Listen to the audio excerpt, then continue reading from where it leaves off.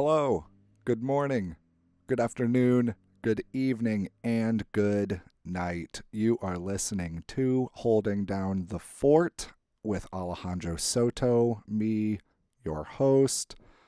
So gracious I am to invite you into this beautiful abode decorated with lapis lazuli and precious gold and silver from far off lands. It's really a treat that you got here today. Yeah, you're lucky. You're really, really lucky, I must say, to be where you. Where are you?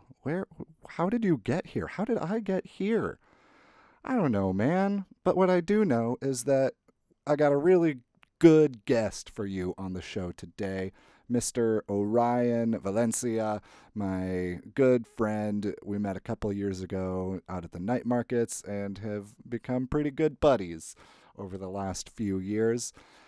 He is going to be opening for me at Easy Steppin next Saturday. That's an art show, big old dance party that the E-Dance team has been working on for the last several months. And it's going to be really fun. I'm looking forward to it. We got to do some work on our sets on Saturday, and it's sounding really good, guys. I'm pretty stoked. So I hope you can make it out to the garden. That's this coming Saturday, September 9th, 2023, the year of our Lord. Doors open at 7. Julia's going to be doing an artist talk at 7:30, and then music will start at 8. Come hang out. Weekend after that, Saturday, September 16th, I'm playing the Bar Street Farmers Market in the morning. It's always a fun time. Come hang out, get your local produce, buy a new hat. I got a new hat a few weeks ago, and I've been rocking it. So new hats are always good. Anything else? I think that's all I'm up to in the next couple of weeks. So sit back, relax, and enjoy this awesome conversation I had with Orion.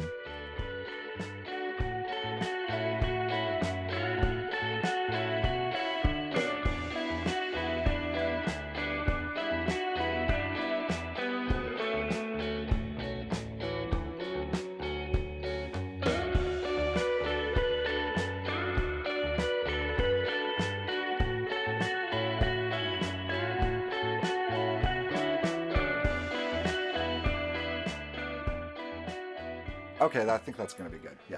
Okay, cool. To this day, I still mix up Foo Fighters and Red Hot Chili Peppers. You know, that's funny. It's not just me, right? No, so this is interesting. My sister and I have discussed this because we saw the Red Hot Chili Peppers last August, like just over a year ago. My sister Julia and I saw the Chili Peppers at Soldier Field in Chicago, and so I mean they released two full albums last year. They were both incredible, and so I said to her one day, "Dude, the ultimate rock tour would be the Red Hot Chili Peppers and the Foo Fighters. They're like both top tier rock bands. They're like kind of from the same era, like, but they also like kind of stay in their own lane. Like they're both. I mean, I think they're both very original, and I can understand how someone would like see them as being very similar, but not a lot of people actually do. She was like flabbergasted by that thought of a Foo Fighters Chili Peppers tour, and was like that. We honestly think it would be too much for people. That like that much rock and roll would like condense down into a black hole and destroy our world. But yeah, that's that. My dad is a huge Foo Fighters fan, and he gave that to me before he moved to Mexico. They're not even that like similar. Like I feel like they're pretty different, and I don't know why. But to this day, I mix up their name and only their names. Yeah. Or like I guess like So I know Dave Grohl, drummer of Nirvana, and I can hear his voice and their songs in my head, but then like for some reason I always say Foo Fighters, or when I hear a Foo Fighters song I'll say Red Hot Chili Peppers. And the Chili Peppers have Flea, and like I feel like are like super groovy compared to the the Foo Fighters, and Mm-hmm. so I don't know why I do that. I don't know why I do that. I think it's cool. They're both great bands. I think It's they so would strange. be. There's gotta be like some. I can't be the only one. If there's some sort of phenomenon about it, and they totally should tour together because that would be Dude. incredible. And people who have the Uh-huh. same Uh-huh. disorder as me, Could get they're gonna totally freak out. fucked. They're like, it's the same band playing twice in a row. Wait, we just saw them play. What is this? A Grateful Dead concert? Well, Orion, welcome to the show. What's Welcome up? to Holding Down the Fort. So, yeah. So, where shall we start? I guess what brings us together today is we're getting ready for Easy Steppin next week at the Garden. You're doing the opening set for the show, which I'm super stoked about. Um, and yeah, so people, September 9th at the Garden, we're going to be doing a show. This is coming out on Tuesday, this episode will. So people got like 4 days after this comes out to come to the show. We just gotta So, promote like crazy. yeah, and I'm Send glad it to this everybody. worked out. Um, I I had texted someone else asking if I could interview her, and then like 5 seconds after I texted her, I was like, I should have asked Orion. No, this is like a perfect time. I want him on the show, and then she couldn't do it, and I was like, oh, thank God, Nice. because like I was like this. It would be perfect in the timing and stuff to have you on, and I have wanted to have you on the show for a while. So thank you, sir, for giving me some of your time and being on the show. I'm excited. Yeah, yeah, good I, to have you. I'll say if you don't mind. I was actually really nervous. There's two reasons I was nervous about being on today. So the first one is I'm a transplant. I'm from Seattle, so the show is called Yeah. Holding Down the Fort, and I was like, man, I'm not even from Fort Wayne. I feel like an imposter, um, but I'm active. I'm active in the Yeah. community, so I can't let the imposter syndrome get to me. A lot of people have that, Mhm. and I don't normally, but I guess there are some times where I do have that, and um, I was like, I've listened to the show a couple times, and I was like, I want to be on Alejandro's show, and then well, I guess here I am now. But I was always like, oh, I'm not. He's not gonna want me on the show because I'm an imposter. I'm from Seattle. I'm not holding down the fort. But no, I'm doing it. I'm out here. I'm performing at open mics. That's where I met Yeah. Dina. Was at an open mic, and I go to the events, and I share stuff, and I try to get people to go out and do things, and I'm a part of the community. So. Yeah, you're in the You. Fort Wayne vibe. That's for Sweet. sure. And I wasn't born here. I am technically a long-term transplant. I've been here for over 20 years now, which is kind of crazy to say. But yeah, I was born in Iowa, in central Iowa. Wow. I like to say it's the only place with more corn than Indiana. Yes. Maybe Kansas has more. I don't know. I don't know what they're growing, but there's Iowa. so much corn in Iowa. I lived in Iowa too. Oh, did you? No way. What For part? 5 months when I was 15 years old, I lived in Makokata, Iowa, which is Okay. between, I believe it's between Dubuque and Davenport. Okay. Okay. Okay. So like how Iowa on the right hand side has that little like nipple that sticks out. Mhm, I lived in like the nipple. Okay. the middle of the nipple. It's like it's right there, right next to the next state, next to the. I think right-hand it's side. Illinois. Illinois. What is it? So It you're is like right Illinois. on the Yeah. Iowa-Illinois border. Nice. Yeah. Nice. Yeah, I was smack dab in the middle of the state. There's so much corn, So much. and the towns are so small. Mm-hmm, I'm from Washington, Seattle area, Yeah. Tacoma, Olympia. I've lived, close to Portland and stuff, and it's just I've never seen towns that small and that separated from each other by so much corn. Yeah, and like it's interesting at like this time of year when the corn gets taller than a human is, and like because growing up, my family on my mom's side is in central Illinois, and my great grandparents lived in a tiny country town, and so like the whole town. I mean, you could see the cornfield on the other side of the town from the like opposite side cornfield, like pretty much. And so like Yeah. we would drive around in the summer, and it felt like you were in a corn maze of roads. It was like very kind of trippy and kind of like a little frightening, a little like freaky, like having walls of green, like infinite green on both sides. It's like, I mean, it's totally not natural. It's monoculture, so it's Yeah, like yeah, yeah, not yeah, a natural thing. Like humans have done that themselves, but like yeah, it's weird. it's and I think that's why Children of the Corn is so successful Ah. as a horror film because it's so unnatural and it's just barely tall enough. It's just Yeah, taller than yeah, human height, yeah, you know? yeah, yeah, yeah. Like Washington, it's green everywhere and the trees are humongous. So the trees are like above you and they're huge. Hmm, hmm. But like the corn is just right above your head, you know? And you Yeah, can't see yeah. under it. Like evergreen Uh-huh. tree, you can see through them, under them and stuff, Yeah. you know? But like corn, it's just like it's just a wall just tall enough so that you can't see over it. Yeah, yeah. Like if you were 2 feet taller, you'd be Yeah. like, but then still you couldn't see what was on the bottom 7 feet of your body. Yeah, so such a weird. My family down in Mexico. The last time I was there, my aunt told me that Mexico imports corn from America. Like corn tortillas, you think of being like a Mexican thing, and like maize is like, What? but no, she said Mexico's importing corn from America. Well, we have Like, so I'm much like, yeah, corn, so like it makes sense. it From makes where I sense. come from, we're not. There's no way we're consuming all that corn.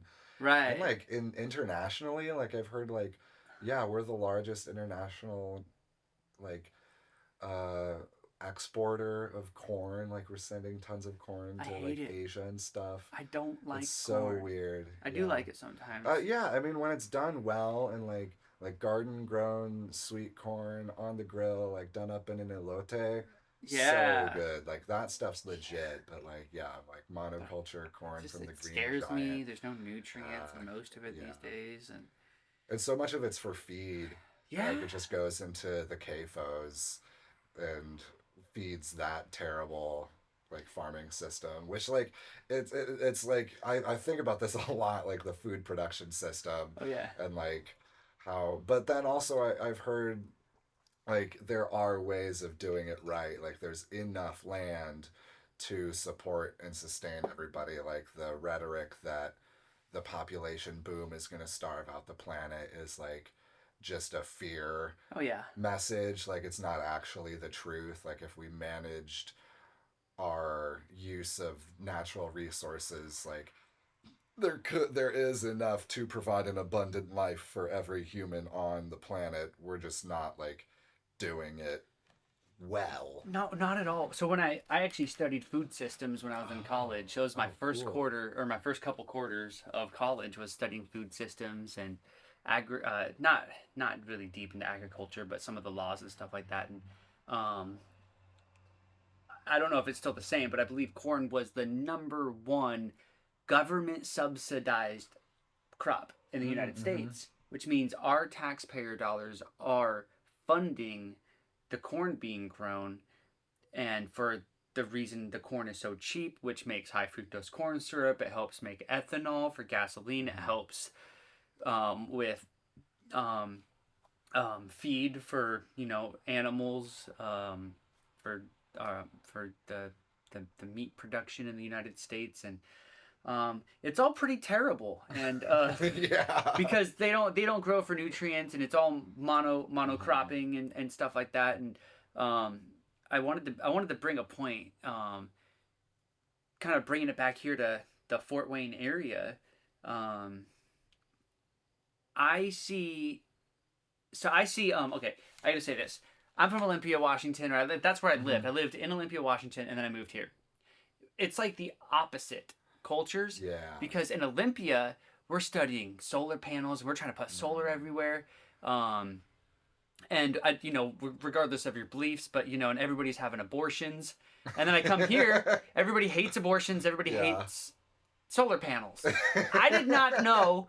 I did not know that people disliked solar panels.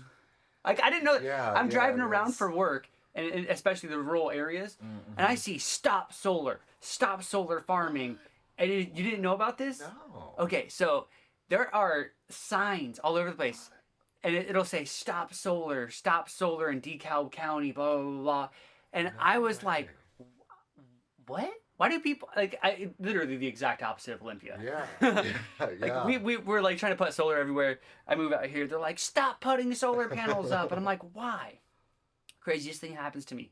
I pull up for an install for my I do internet. I install broadband internet, and I pull up to an install, and I see the stop solar signs. This is yesterday. Oh, jeez. Not no even way. joking. So this is I'm excited to talk about this. And I'm training the new guy, Oh, yeah. and I said something to him about it. He's like, "Don't say anything about that." And I was like, "I'm sorry, man. Is he like a local guy? You could leave." No, he's from Okay. Ohio, but like Oh, he's okay. like he has like social anxiety, and he's like, Oh, okay. "I don't want you to get into a fight about it." And I'm like, "I don't want you to get into a fight about it. I just want to know." Yeah. Because I Like, has there been a bad experience or something? Like, I'm sure you like want to have an open mind. Like, you just don't want to write this person off as just being a dick. exactly, and that's or, what like, spiteful or like closed-minded or whatever. when I saw the signs, But my first thought is like, tell your story. yeah. My first thought is these guys are crazy out here. Like, what's wrong with solar planet? You know, and then I'm like, well, there's probably a reason. And so I'm pulling up, and I'm like, this is perfect. And one of the first things she says was, we're not against solar panels. We're against solar on prime farmland. Mm-hmm. Now, I pull back a memory of about a couple months ago when I'm driving around for my job, and I'm in DeKalb County, and I see a sign, a billboard that says "Stop Solar," or no, sorry. It says it's the Stop Solar campaign or whatever it is, and it says something about like protect our legacy, and in the background is this background of the billboard is this beautiful picture of a cornfield. Yeah. And I'm like, that's your legacy? Like, that's your legacy? Oh man. and so this is a really interesting conversation because my mom is going to Farm Aid, a concert that's like to support the farmers like next like in a couple weeks. And it was a thing that was done back in the 80s, like John Mellencamp. Do you know John Mellencamp?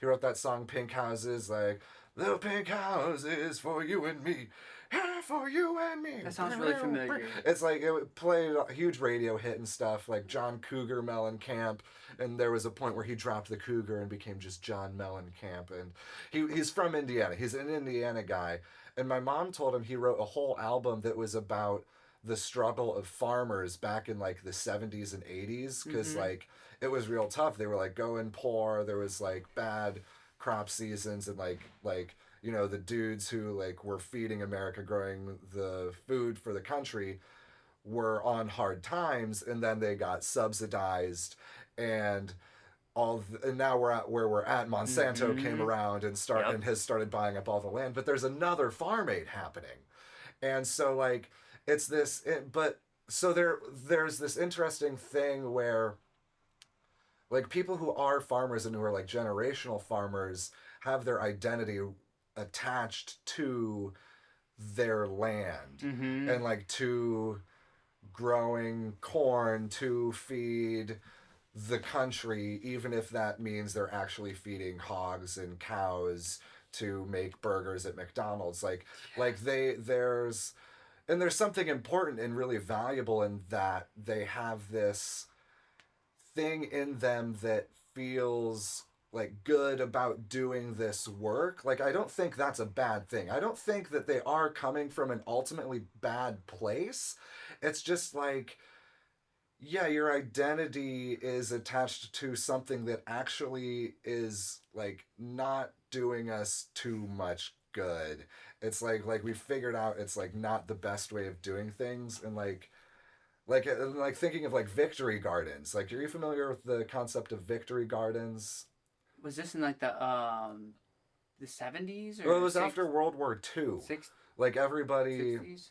I think so. Like, yeah, 50s, 60s, 70s, Yeah, and yeah. stuff. Because it was after the war when all the soldiers came home and bought houses with their wives that they married before they got drafted. Right, yeah. And then when the victory happened and everybody got to come home, everybody planted a garden.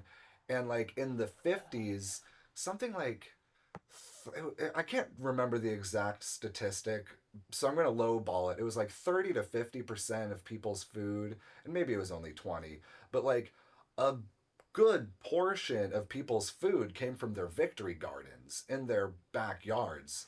And for a long time, that was farming. And so, like, now industrial farming is what we have. And so, people still have that family identity from when farming was growing a whole bunch of different crops so you could do a farm stand in the little farm town of 800 people in Iowa where you lived and where my great grandparents grew up. Like my great grandparents lived that. My mom told me about when she was a kid in that little farm town. She had a tomato stand and would sell tomatoes to like the workers at the water plant or like the electrical plant on their way home. So there's like that vestige of that. And so like now to bring it back around to they don't want solar to go over top of their legacy of a monoculture of corn. It's like so it's like we're all I think that's just indicative of all the crazy shit that's going on in our culture right now. Yeah. That it's all so complicated. It is. And like there's so many layers to any single issue that we're coming up against. And so I don't know what the fuck to do. But like I feel like at least talking about it and working and like talking to this person Right. who has their sign against solar and being willing to open a conversation and not be afraid of like, oh, what if we get in a fight? Like I think you did a good thing. Yeah. Well, Yeah. and I learned. So I learned, and I haven't brought this up yet. But from their perspective, so not just the legacy thing, but there's like litigation and stuff that we don't actually think about. Coming from the West Coast, I'm thinking solar panels are great. Yeah, make fields of them.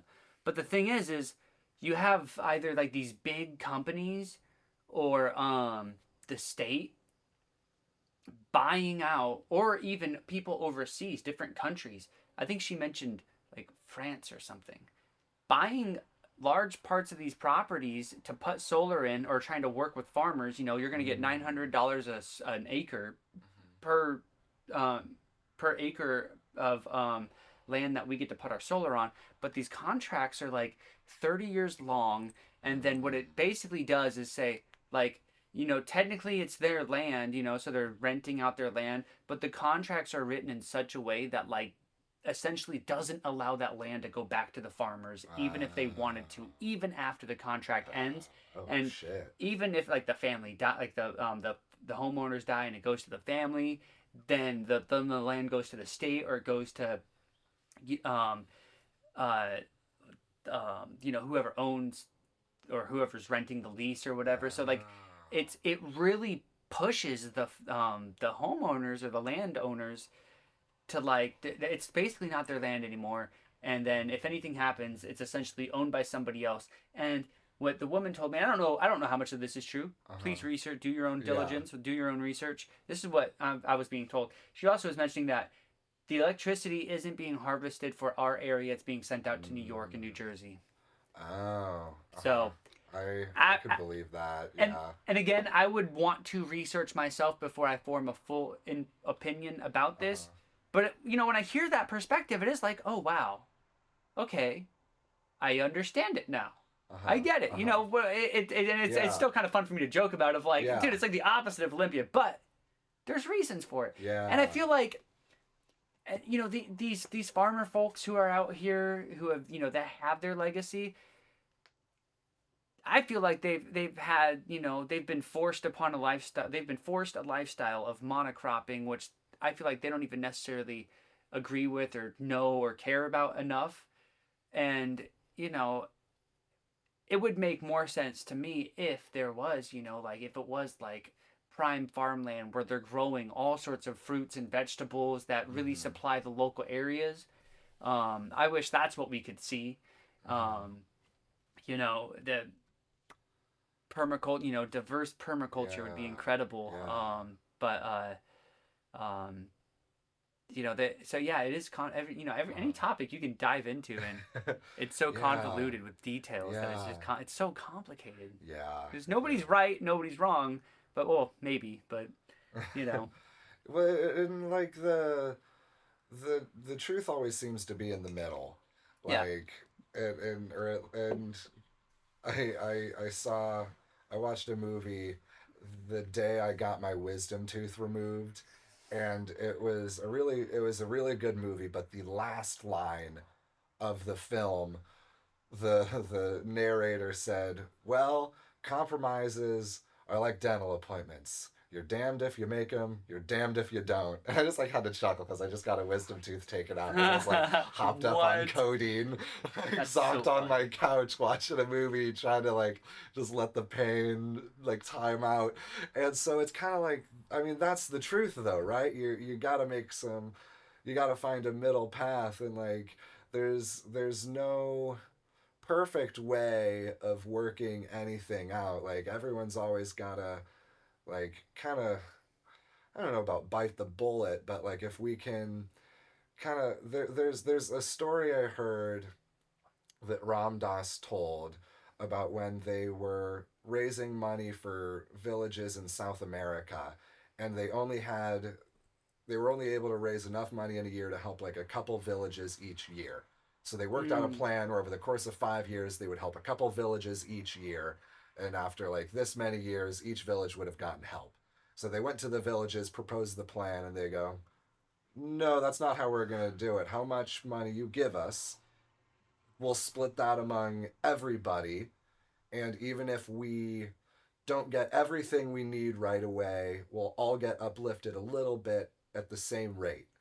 Because when we're walking along the path, if mm, someone has to walk a little slower, we all keep pace with that person. We only move as fast as the slowest person can walk. And so, like, the people that could go faster, they're like, "No, we're going to take a little slower pace so that, we can, so that we're not rushing grandma or something." And, like, I feel like maybe I'm being an idealistic millennial now, which isn't is against what I was just saying. But like, if we can all kind of like slow down a little bit, modern society is so fast paced, and I don't like it all the time. But if like there was a little bit less that I was grasping on to, then if I could slow myself down a little bit, then maybe I could help move a little, like help move more of us along. mm. Like, and I don't know if I'm just rambling a little bit here, um, but yeah, I don't know. It's tough out here, but I think like slowing down and trying to hear people out about their ideas and how DeKalb County should be run, like I think that is valuable. Absolutely. So like I studied so much in college. I studied mindfulness psychology, and Mm-hmm. I spent a lot of years meditating and learning meditation and other practices, mindfulness practices.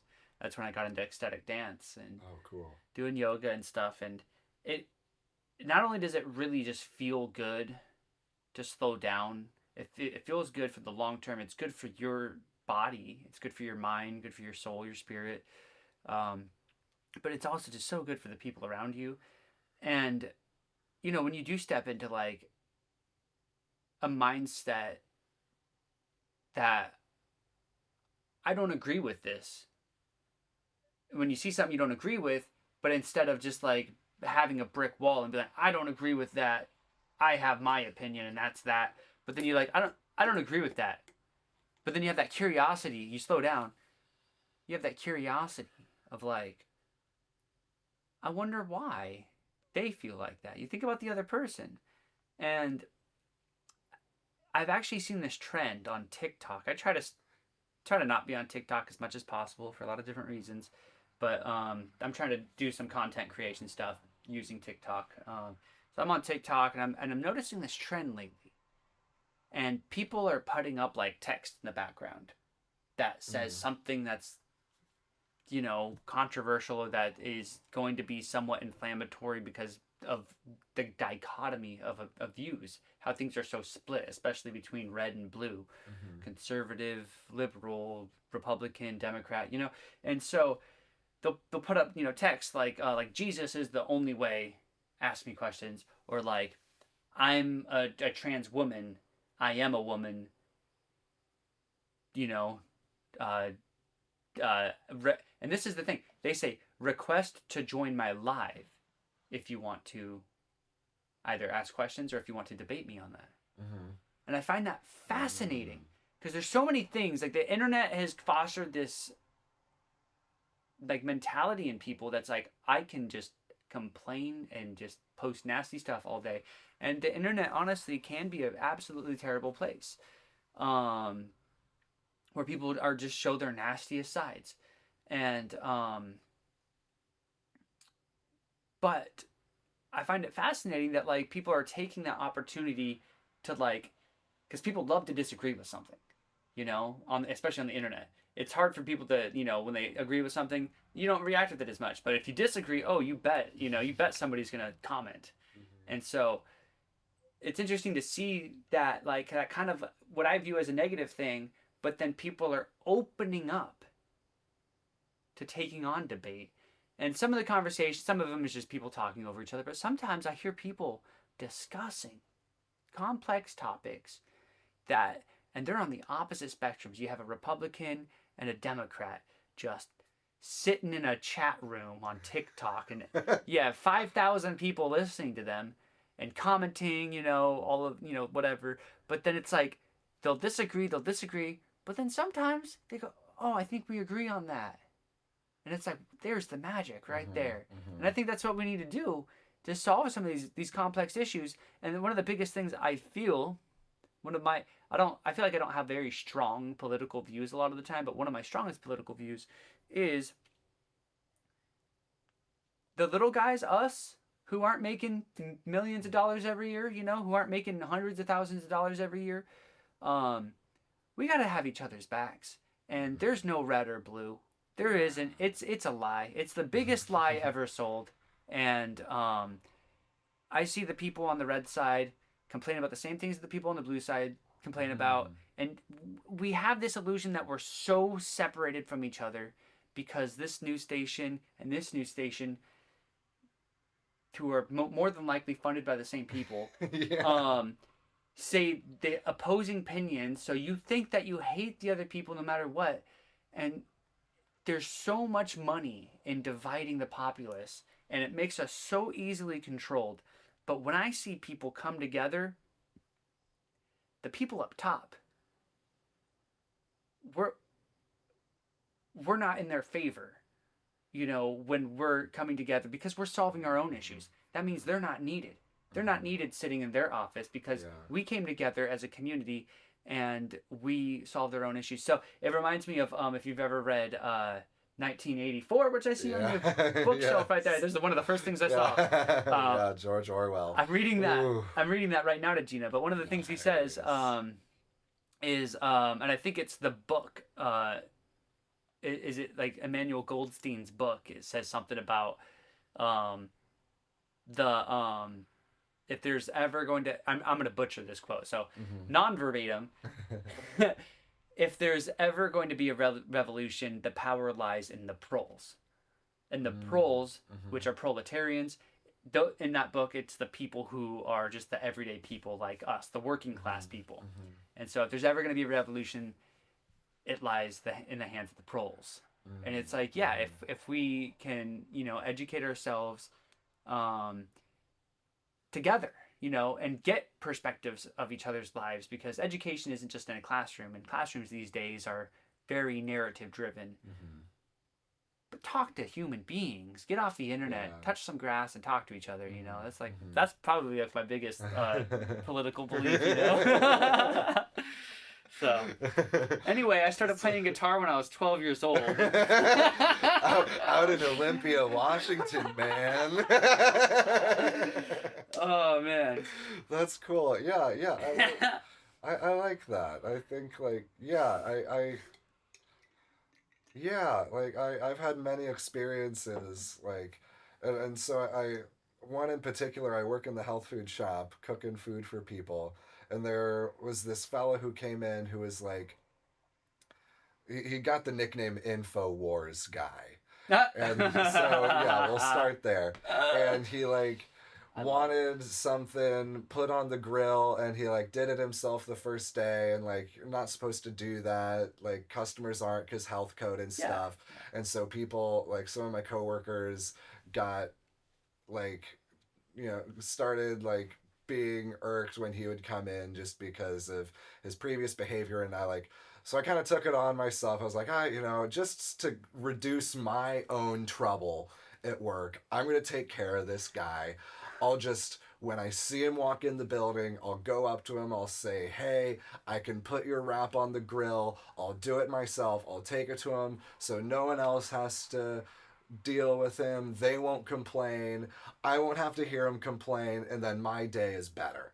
Really, I helped this guy out of selfish purposes, out of selfish motivation, just because I didn't want my coworkers to bitch about him. Makes my day better. And so then, over the course of time, I started like connecting with this guy. If I had a slower, chiller day, I would stand by the grill and chat with him while his wrap was grilling, and talk to him about work, about where he lived out in the country, about the weather, about his grandkids, about his children.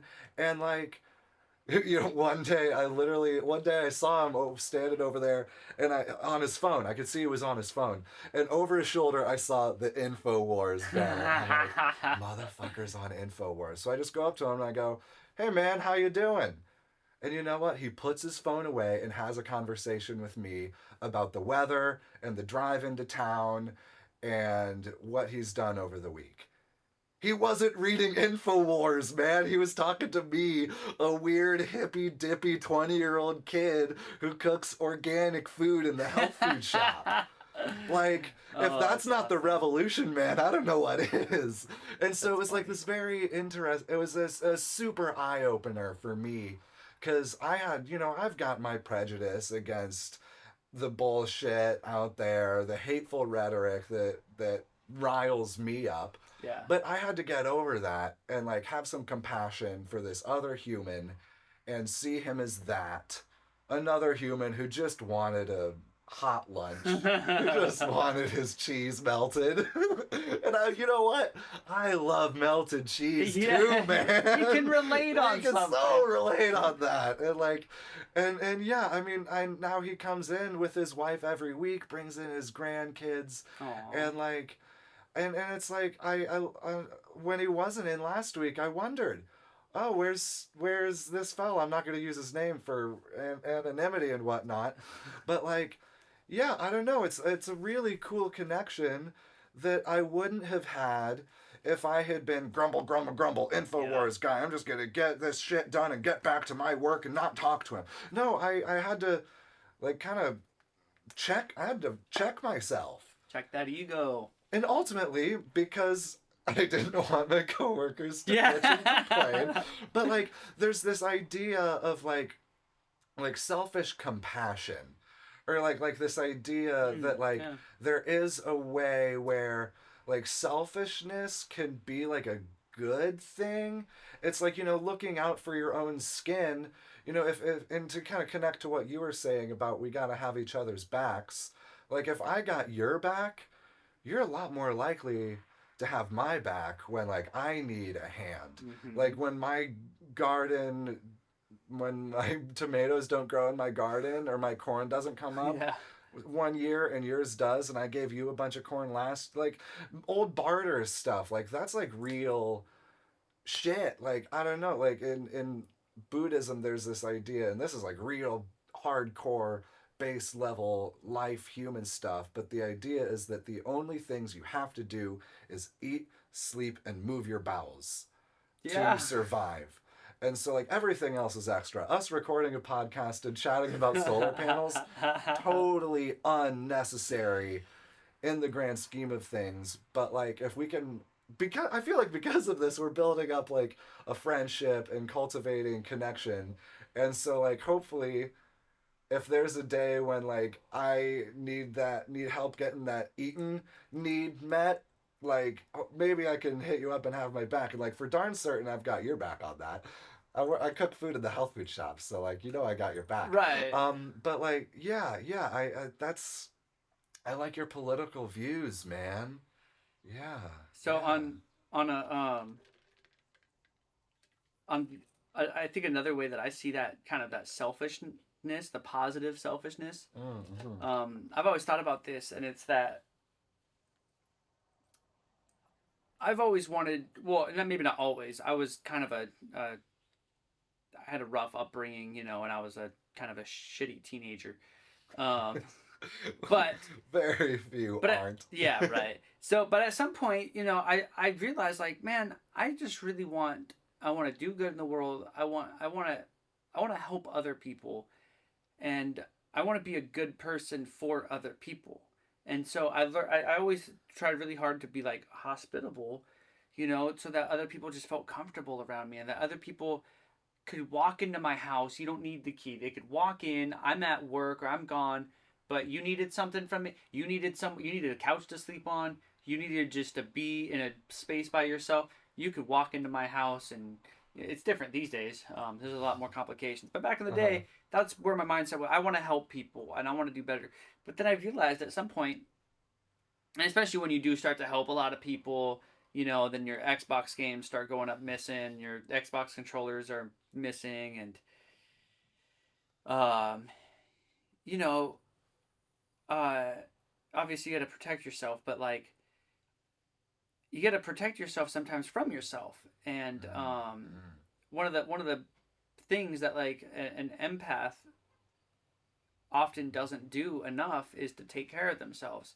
And so that the way that I see, like, positive selfishness is that I could have this goal of, like, I want to be a good person for other people. I want to help the world. I want to help other people.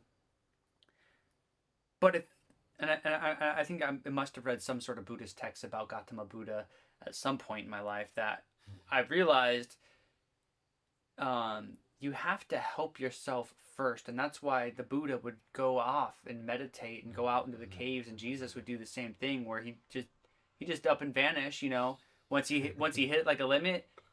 Yeah. Just disappear and had to go do mindfulness practices, in a cave somewhere, or just do whatever. Maybe soak in a jacuzzi, like. Yeah. I think I think Ram. I don't want to say it's Ram Dass, but it might have been Ram Dass. Has like had a jacuzzi in his place and was all about the spiritual stuff. But it's like, also I have a jacuzzi because I need to take care of myself. Yeah. And you had a stroke, man. Yeah. Exactly. Yeah. So I need to do what I need to do to take care of myself, because, and this is so real. You can't help somebody if you're not in a good place. If you don't take the time to stretch and to be happy, and and you focus all of your attention on just helping other people to the point that you're miserable, you're never going to help anybody because you're miserable, and they're going to soak off your miserable energy.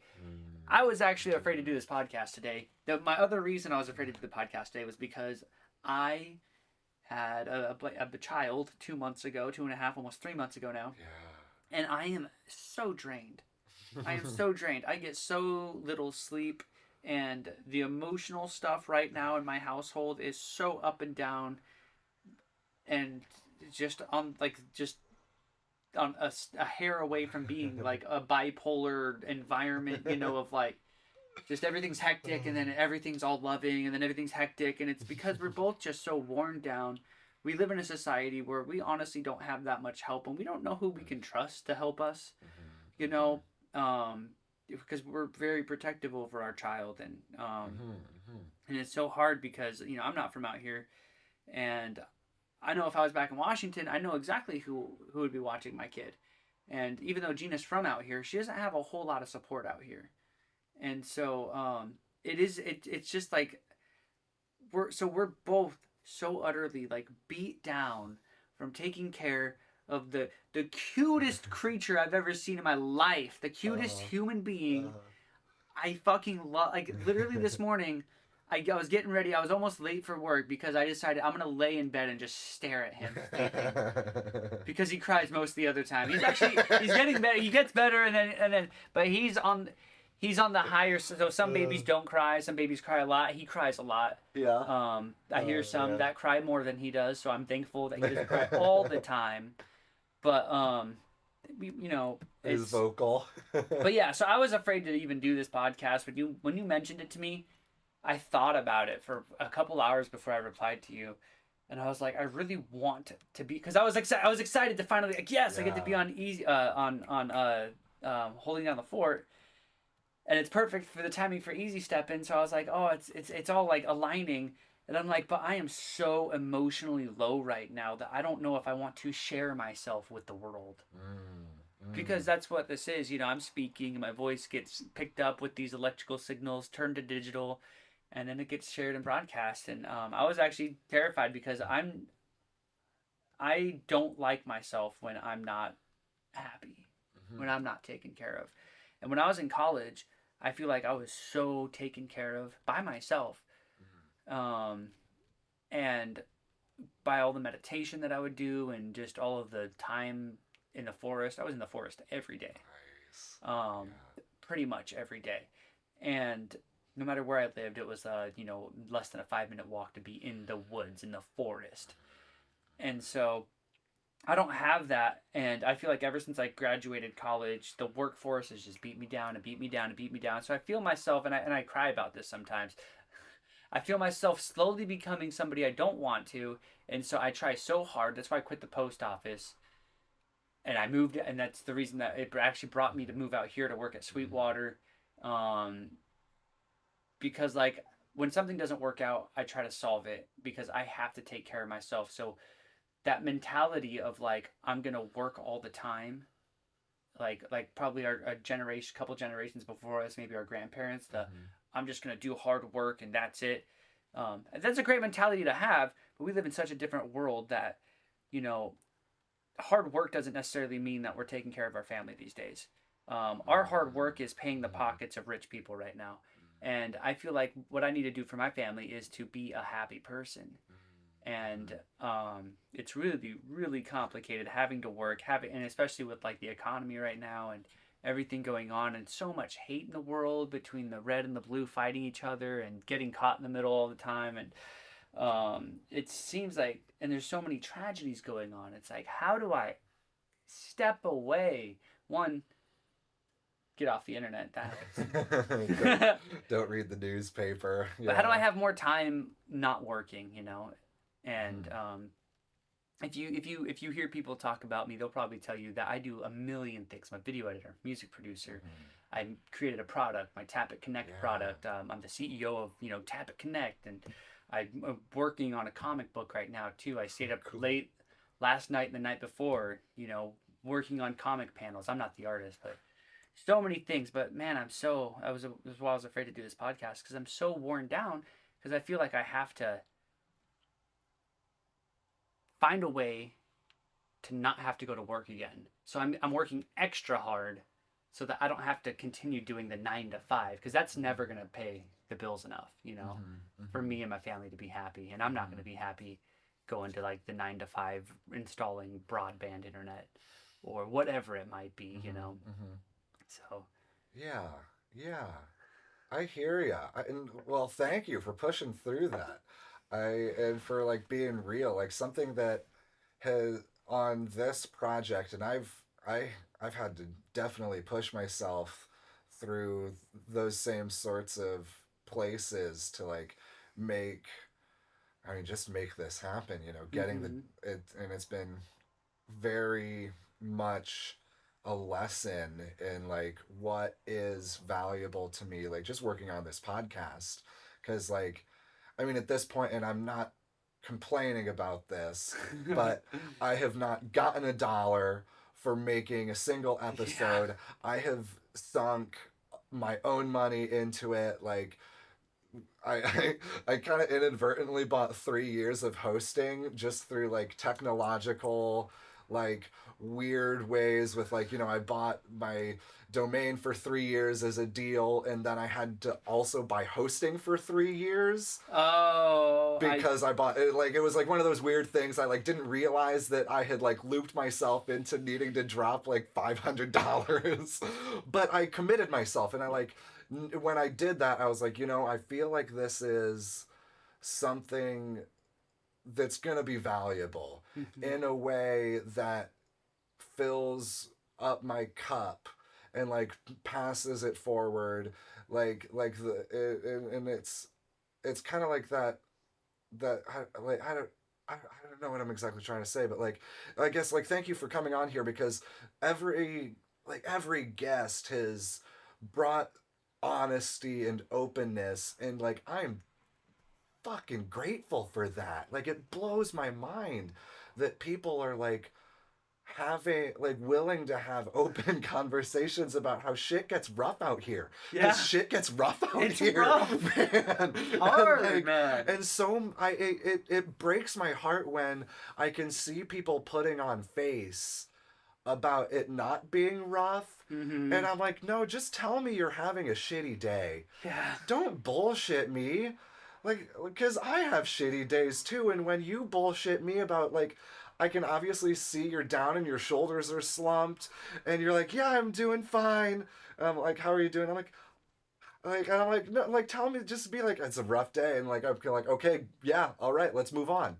But like, and like, I want people to be open about that, and like, cause when people aren't real and honest, like, and I sense that, it doesn't make me want to be open and honest with Hmm. them, and like I don't like that. Yeah. Like I try to push through that, but like it's tough, when, and I do that too. I build up walls with Yeah. other people, and I put on the face of fine plenty of times, but like I'm grateful when people are real, because I just like desperately want that. And I feel like so many people are aching in their heart for someone to just be honest about how they're having a shitty day.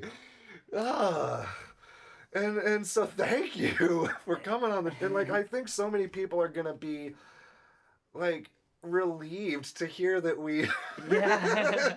like it was not a great, we had to push through those thoughts of like, god damn, I would much rather cancel, and like I wish I didn't have to do this, but man, like it's all, I feel like, I don't know, man, it's what so thank you for doing something and for pushing through that to do something that I feel is important. Like, Yeah. I don't know, like it blows my mind that like, high five, high Thank you. five. I'll share with you a practice that I did for Yeah, years. yeah, So yeah, honesty's always been really important to me. yeah. Um, and so there wasn't a lot of honesty in my hometown, Mm, in the house that I grew up in, at the many houses that I grew up in, hotels and motels.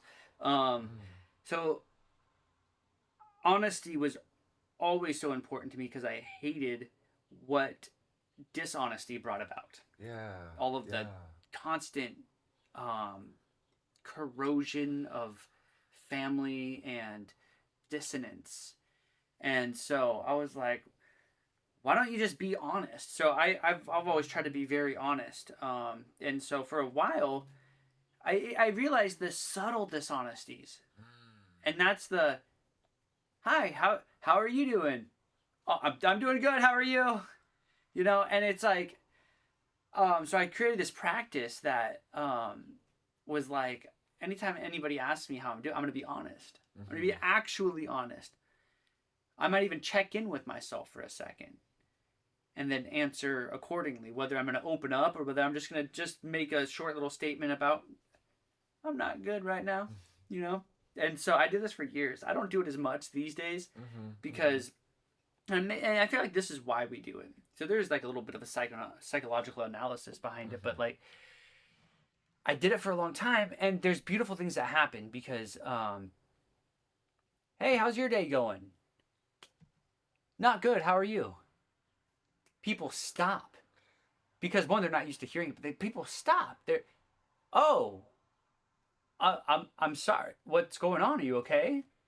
People instantly want to help you because, especially face to face, oh, I'm not doing good, because they ask you how you're doing, and then it's like, I'm not doing good. Oh, what's wrong? Can I help?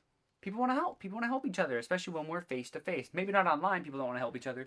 People want to be right when they're online.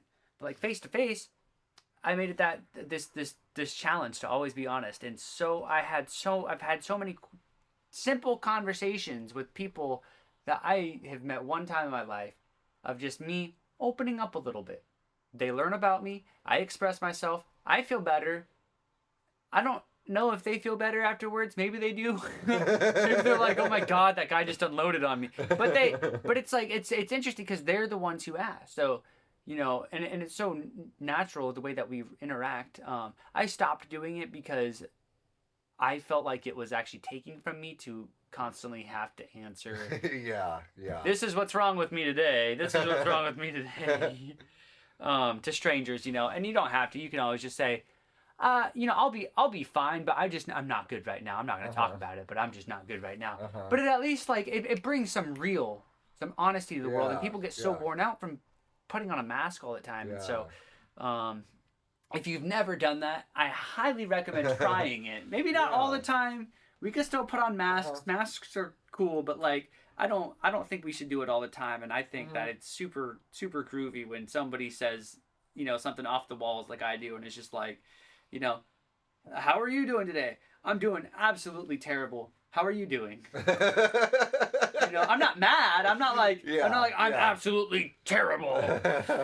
What do you want from me? It's like, I'm doing terrible. How are you? Like, I'm still a calm, gentle person, but it's just like, and you're not like blaming them for your situation. You're just like being real. I'm doing terrible. A couple of weeks ago, I did that at the health food shop. Like, it was when Sinead O'Connor died. Oh yeah. Like, that one hit me. I like it like real hard too, because like she was like in her mid-50s. Like, I don't think it was like, I don't know exactly how she died, but I don't think it was like a happy ending to the story. Which like, I haven't heard anything, but I like kind of in the subtext got that. Yeah. And so like was tearing me up. Broke my heart. Like, this person who like, as like, who always stood for being an authentic version of yourself, and anyone who tries to get you to do anything different, fuck them. Yeah. Be yourself. Like, that was her thing. And so like, I was like, damn, we lost that. And so I was, at work playing Sinead O'Connor albums in the kitchen when no one else really even noticed. But like, a regular came in and like got a sandwich, and I was making it for her, and like I kind of knew her, built up a rapport, and like so felt like I could be real when she asked me how I was doing. Took a second and was like, I'm doing rough. Sinead O'Connor died. And she was like, oh. Whoa, I didn't know that. Really? And we like had a conversation, and I was like real about like how I was feeling shitty about the loss of this person who like this loss of an artist, and that it was impacting me, and I was feeling I was honest about my emotional experience, and we got to connect on that and like talked about her music, and like this person like was maybe a decade or two older than me, and like remembered when like that song came out, and like we like talked about the beauty that was this other human's life, and I wouldn't have gotten to have that like real connection. And now like she and I, like, even if we just do the hey, how are ya, good to see ya thing, we make eye contact, and there's a different look in our eyes, in her eyes, when she looks at me now, because I know she digs Sinead. And like, I wouldn't have had that if and it was just, she might have been the only person that I was real with about that at that day, because like I didn't have the capacity to open up about how I was hurting and like mourning the death of this musician, my like fellow musician. but when I felt like I could and had the courage to, it was so good. And it was so sweet, man, Mm. to talk about Sinead O'Connor while making a sandwich for this lady on her lunch break.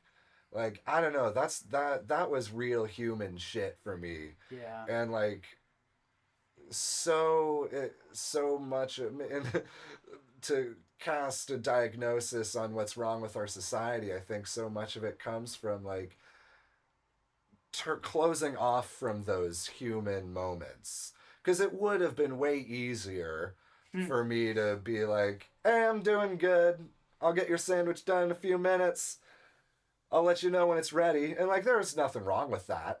Like, and I did that for several other people that day because I didn't have the capacity and had to like kind of watch my own, like have some selfish compassion for myself and know when I don't have the energy to Yeah. make Yeah. that. And like, that's okay. Like, not everyone is able to meet me where I'm at, and it's good for me to recognize that, I found. Mm.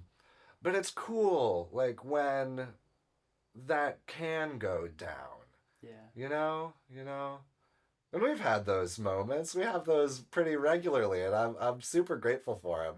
Like when you come into the shop and we can just like take a couple minutes and give you a hug and shoot the shit, even if it's nothing special. Like, there's that look in the eye, those memories that come up and don't need to be like shared, but like, when I'm thinking about fun times we had for the next 15 minutes after you come in, like that's really nice. It brightens my day.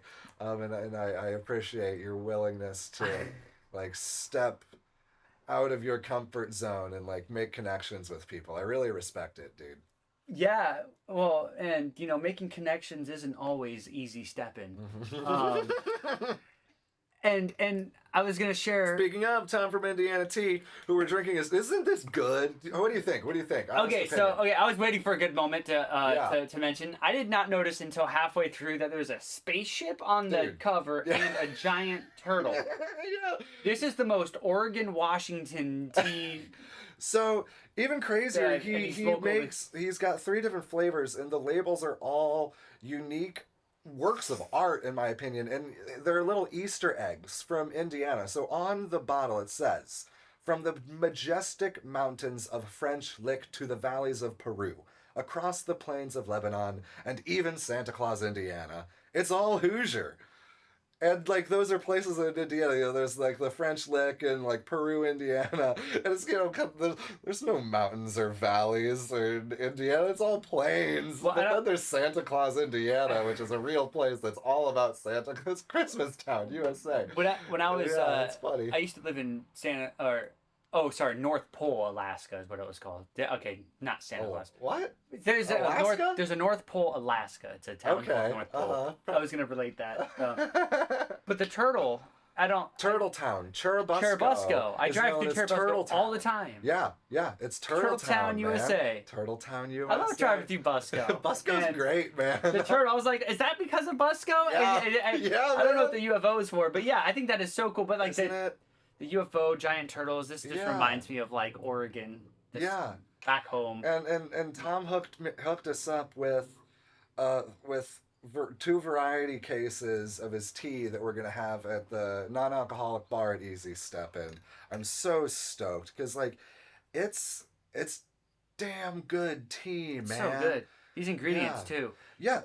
I mean, let me read the ingredients: purified water, cane sugar, tea blend, which is green tea, oolong tea, Ceylon tea, matcha powder. Matcha powder and a cold tea? That's that is it. amazing. One of them, the Ceylon, the ingredients are that, purified water, Ceylon tea. Or maybe it's the green tea. There's one of them that literally has 2 ingredients on the jar. And I'm like, I just feel awesome reading that. I'm like, there's literally water and plants. And leaves. Like Uncle Iroh would approve Yeah. of this tea. the Dragon of the West Indiana tea. would drink this tea if I do say so myself. So good. And like he gave I went to pick up the 2 cases from him at the farmer's market this morning, and I told him I needed 2 bottles for a podcast recording this morning. He gave them to me on the house. What? Thank you, Tom. Yeah, thank you, Tom. He's such a good guy. I appreciate that. He's got a good handshake. I met his wife at the market a couple weeks ago. She's super nice. Like, I encourage everyone to drink this local tea because, like, we got so much good stuff here in Fort Wayne, man. I went out west for 3.5 weeks. I lived on a hippie commune in Oregon. And I came back because it, like, just didn't feel right in my heart. And I have no regrets on that. Like, it was beautiful. The land was beautiful. People were great. Like, so kind. I learned so much. But, like, I felt like this is where I needed to be. And like now that was over 5 years ago. It's wild to think about that. Wow. But like going through the pandemic and like being in the community and like making amazing connections and drinking amazing tea. We got the best donuts at Tom's Donuts. We got the best pizza at Big Apple Pizza. That's not the same Tom, is no, it? Oh, okay, Toms. different Toms. Okay. Tom making donuts and Tom making tea. 2 different Toms. They're both the best that can be. Can we get all the Toms together? Oh my god! At the same time for a podcast. I don't know if I can invite Tom Henry. Get Tom Henry in there too. It would be so funny to interview Tom Henry. Like he's just such a weird character in our town. Oh my god. So I have one more story. Yeah, and then we should probably move on with our day because we got more to do. Exactly. One last story that I wanted to mention, and I think kind of actually ties everything that we've been talking to together. I'm pretty excited to share this, but I think one theme about what we've talked about is like we've talked about slowing down. I think one of the last things I said was something wasn't easy stepping. Making connections isn't always easy stepping, especially if you have anxiety and stuff, which a lot of us do. And so like sometimes you have to go. And if it feels right, sometimes your heart's yelling at you, and your brain is telling you take the easy path because you don't want to make yourself look dumb or something. That's where like what I mean is like it's not easy stepping. It's not easy sometimes to step outside of your box, to make yourself uncomfortable, to do something uncomfortable, to make a connection. But I feel like it's almost always worth it. And this is the story that I have to share, is that I probably wouldn't be here right now doing this podcast if I didn't make the decision. In the health food shop, I was trying to save a little bit of money. I used to buy the Mighty Muffins from the health food shop all the time. Yeah. And I decided to make my own recipe, or at least to attempt it. So I'm studying the ingredients on the Mighty Muffins, and you came up to me, and I don't remember what you said to me. It might have been like the temperature or something like that. You gave me one small piece of advice about the Mighty Muffins on how to make them good, And so I thought that was amazing, You're the one who makes them or whatever. And then you just give me that little tiny advice. So I finally make them, and I brought them in, and it was Gina that reminded me, you need to bring them to Alejandro. He gave you advice about him. You should see if he likes them. I brought them in. I don't think that the first time I made them, they weren't good. And the second time, I don't remember if it was the first or second time that I made them, but I because Gina reminded me, I brought them to you. Which for me was even stepping out of my comfort zone. I felt weird. I didn't know if we were like good friends yet. I really liked you as a person, from the moments that we shared. But then I was like, I don't know if I'm like socially allowed to share my food with a stranger. But I was like, screw it. He gave me advice. So I gave you the muffins. But the even bigger, totally uncomfortable step for me. And I'm a totally like outgoing, like extrovert, And I don't know, maybe it's just all the stress and stuff from the workforce pushing down on me over the last several years. But I was so nervous because in my mind, I wanted to ask you what you thought of my muffins. This sounds ridiculous, but it's true. It's so funny how I guess, such a privileged world we live in, where like my biggest, struggle is like asking somebody what they think of the muffins I made. But there was one day I walked in the health food shop and I saw you standing over, I think, by the water bottles, and I was like, in my mind, I was like, I'm gonna ask what he thought of my muffins, and I walked over there, and as I walked over, you turned in the opposite direction, so then I'm just like standing there, and I'm behind you, and you don't even know I'm there, and then I'm like, I feel ridiculous, I feel dumb. I feel stupid. I just want to walk away. And I think I might have even walked back away a little bit, rethought about it, and I was like, no, I need to do it. I need to ask about the muffins. And because I asked about the muffins, so eventually, yeah, I did catch your attention somehow. You might have been talking to somebody else, but I caught your attention, asked you how the muffins are. And then from there was even a moment where we could have just turned away. Oh yeah, the muffins were great. Haha, cool. How are you doing? I'm good. How are you? Good. And it felt like that, but then there was a moment where one of us was like, well, how is music going? Because we both know that about each other. And then that's when you shared the ecstatic dance with me. I did not know there was ecstatic dance in Fort Wayne. Yeah, that's and right. the next one was my birthday. That's right. And that changed everything for me.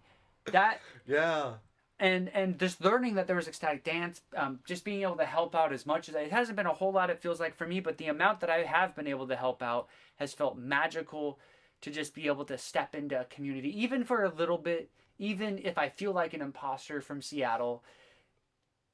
It feels so good to finally feel at least some sort of community, to connect with people, to talk to people in real life, to stretch, do yoga, to do dance and music.